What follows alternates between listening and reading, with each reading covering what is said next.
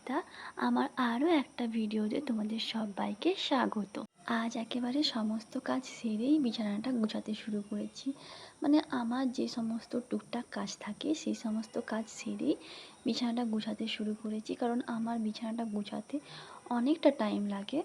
তাই একেবারে হাতের কাজগুলো সেরেই আমি কাজটা করতে শুরু করেছি।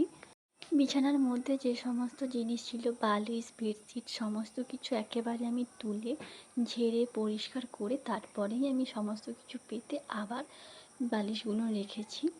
আর জানো তো, রুমের ভেতরে বলো বা বিছানাতে বলো প্রচণ্ড ধুলোবালি হয়, কারণ আমাদের বাড়িটা একদম রোড সাইডে, তাই জন্য ধুলোবালি তো ঢুকতেই থাকে। ওইদিকে তো সমস্ত কাজ হয়ে গেছে, এবার আমি চুলে তেল দেবো। প্রায় 3-4 দিন হয়ে গিয়েছে আমার চুলে আমি কোনো তেল লাগাইনি।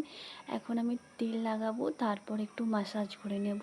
তার আগে আমি চুলটা ভালো করে আঁচড়ে নিচ্ছি।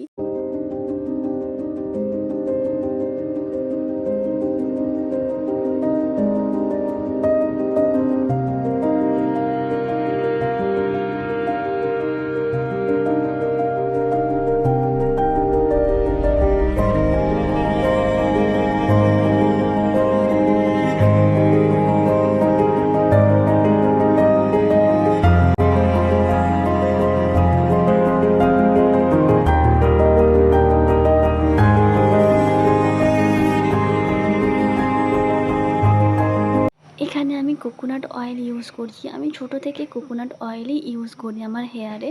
আমি এখানে আমার চুলে ভালো করে অয়েলটা অ্যাপ্লাই করার পর কিছুক্ষণ ম্যাসাজ করে নিচ্ছিলাম, যাতে একটু রিল্যাক্স ফিল হয়। আর ম্যাসাজ করলে না ব্লাড সার্কুলেশনটাও বেশ ভালো হয়। তারপর আবারও চুলটা ভালো করে আঁচড়ে আমি বেঁধে নিই আমার চুলটাকে।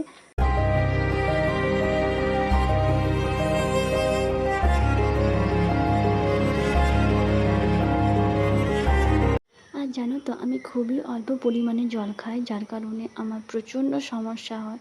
এই জন্য আমি চেষ্টা করি একটু জলটা খাওয়ার, তাই জলটা খেয়ে নিয়েছিলাম। যতটা সম্ভব হয় খাওয়ার চেষ্টা করি আমি।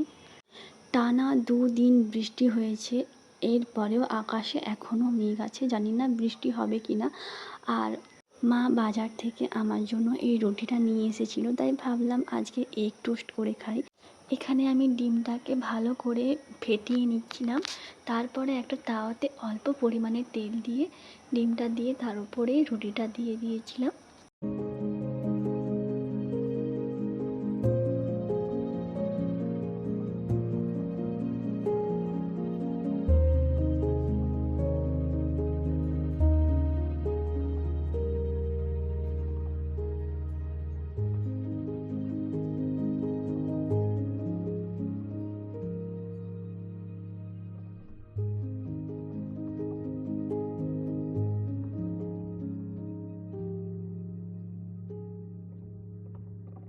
টানা 2 দিন বৃষ্টি হওয়ার পর ফাইনালি আজ একটু রোদ বেরিয়েছে। ভিডিওর মধ্যে অতটাও বোঝা যাচ্ছে না, কিন্তু রোদটা বেরিয়েছে।